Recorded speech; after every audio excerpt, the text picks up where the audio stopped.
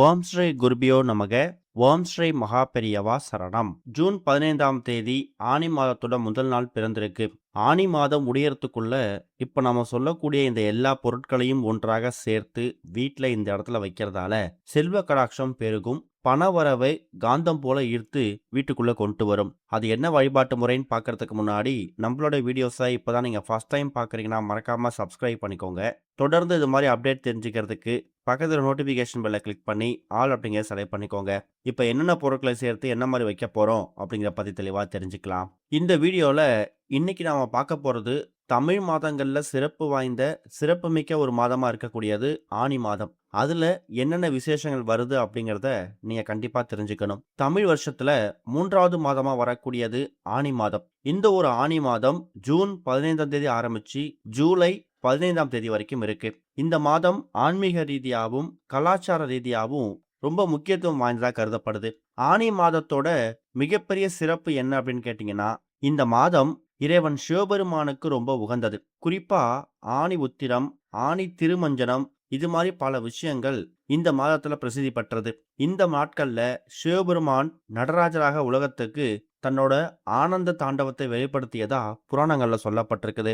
அதே மாதிரி ஆனி மாதம் வரக்கூடிய ஆனி உத்திரத்தன்னைக்கு தமிழகத்தோட பல சிவன் கோவில்கள்ல சிறப்பு அபிஷேகங்களும் பூஜைகளும் நடக்கும். குறிப்பா சிதம்பரம் நடராஜர் கோவில்ல உலகப்பெற்ற தலமா இருக்கக்கூடிய இந்த கோவில் அன்னைக்கு ஆனி திருமஞ்சனம் ஆயிரக்கணக்கான பக்தர்களை தன் பக்கம் ஈர்க்குது அப்படின்னு சொல்லலாம். ஆனி மாதத்துல வரக்கூடிய இன்னொரு முக்கியமான விஷயம் தட்சிணாயனம் தொடங்கக்கூடிய காலம். அதாவது சூரியன் தன்னோட தெற்கு நோக்கி பயணத்தை ஆரம்பிக்கக்கூடிய காலம். இந்த காலத்துல மனிதர்கள் அதிகமா இறை வழிபாட்டிலையும் தான தர்மங்களையும் ஈடுபடணும்னு நம்ம முன்னோர்கள் சொல்லிட்டு போயிருக்காங்க. விவசாயத்தை பொறுத்த வரைக்கும் ஆனி மாதம் மழைக்காலத்தோட தொடக்கத்தை வரவேற்கக்கூடிய ஒரு மாதம். பல பகுதிகளில் விவசாயிகள் நிலங்களை உழுது அடுத்த கட்ட விவசாய பணிகளுக்கு தயாராகக்கூடிய காலம். ஆனி மாதத்துல கோவில்கள் நடக்கக்கூடிய திருவிழாக்கள் மக்களோட ஒற்றுமையையும் பக்தியையும் அதிகரிக்குது. குடும்பத்தினர் ஒன்னாக கோவிலுக்கு போயிட்டு வழிபடுறதாலையும் அன்னதானங்கள் செய்யறதாலையும் இந்த மாதத்துல எக்கச்சக்கமான நல்ல விஷயங்கள் உங்களுக்கு ஏற்படும். ஜோதிட ரீதியா பார்க்கும்போது ஆனி மாதத்துல பிறந்தவங்க பொதுவா தன்னம்பிக்கை மிக்கவர்களாகவும் தலைமை பண்புகள் கொண்டவர்களாகவும் இருப்பாங்கன்னு நம்புறாங்க. ஆனா இது அவங்கவுங்க நம்பிக்கையை பொறுத்தது. ஆனி மாதத்துல சிவபெருமானுக்கு வில்வ இலைகளால அர்ச்சனை செய்யறது, தேவார பாடல்களை பாராயணம் செய்யறது, கோவிலுக்கு போயிட்டு இறை வழிபாடு செய்யறது, இது எல்லாமே சிறப்பான பலன்களை கொடுக்கும். அதை விட முக்கியமானது ஆனி மாதம் வெறும் மாதம் மட்டும் இல்ல, பக்தி, ஆன்மீகம், ஒழுக்கம், இறை நம்பிக்கையை வளர்க்கக்கூடிய ஒரு புனிதமான காலம். குறிப்பா ஆனி உத்திர திருவிழா சிவபெருமானோட அருளை நினைவுபடுத்தக்கூடிய மகத்தான நாள். இந்த ஆனி மாதத்துல நல்ல ஆரோக்கியம், செல்வ வளம், மன நிம்மதி பெறுவதற்கு சிவபெருமானை வணங்கும் போது நீங்க கேட்கக்கூடிய எல்லா விஷயங்களும் உங்களுக்கு தானாக கிடைக்கும். இந்த வருஷம் ஆனி மாதம் நமக்கு மொத்தமா 32 நாட்கள் இருக்கு. ஜூன் 15 ஆரம்பிக்கக்கூடிய ஆனி மாதம் ஜூலை 16ஆம் தேதி வரைக்கும் இருக்கு. இந்த இடைப்பட்ட நாட்கள்ல என்றைக்காவது ஒரு நாள் இப்ப நாம சொல்லக்கூடிய இந்த ஒரு பரிகாரம், அதுலயும் ஆனி மாதம் இன்னைக்கு தான் ஆரம்பிச்சிருக்கு. நேத்து அமாவாசை ஜூன் 14. அடுத்த ஒரு 15 நாட்கள் உங்களுக்கு வளர்பிறை நாட்கள் தான். இந்த வளர்பிறை நாட்கள்ல இப்ப நாம சொல்லக்கூடிய இந்த பரிகாரத்தை நீங்க உங்க வீட்டோட பூஜை அறையில அடுத்த 15 நாட்கள்ல என்னைக்காவது ஒரு நாள் பண்ணுங்க.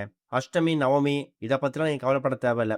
அது வளர்பிறை நாளா இருந்தா மட்டும் போதும். ஆனா செய்யக்கூடிய நேரம் ராகு காலம், யமகண்டம் இல்லாத மாதிரி பார்த்துக்கோங்க.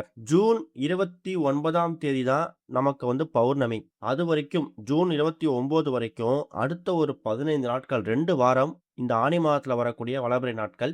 இந்த வளர்பிறை நாட்கள்ல இந்த 2 பொருட்கள், அதுல முதல் முக்கியமான பொருள் கசகசா. கசகசா நம்ம சமையலுக்கு பயன்படுத்தக்கூடிய ஒரு சாதாரணமான வாசனை பொருளா இருக்கலாம். ஆனா ஆன்மீக நம்பிக்கையில அமைதி, செல்வ வளம், எதிர்மறை சக்திகளை நீக்கக்கூடிய ஒரு பொருள். வெள்ளிக்கிழமைகள்லையும் பௌர்ணமி நாட்கள்லையும் கசகசாவை சிறிய துணியில கட்டி பூஜை அறையில வைக்கலாம். மகாலட்சுமி வழிபாட்டப்ப கசகசாவை நைவேத்தியமா சமர்ப்பிப்பாங்க.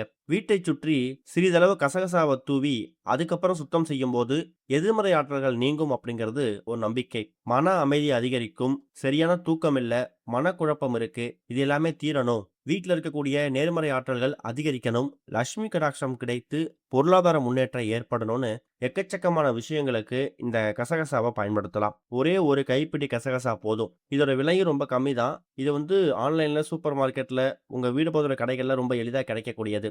உங்களால குறைஞ்சது எவ்வளோ வாங்க முடியுமோ அந்த கசகசா வாங்கிட்டு வந்து வச்சுடுங்க. இந்த ஒரு பரிகாரத்த முன்னாடியே சொல்லிட்டோம்.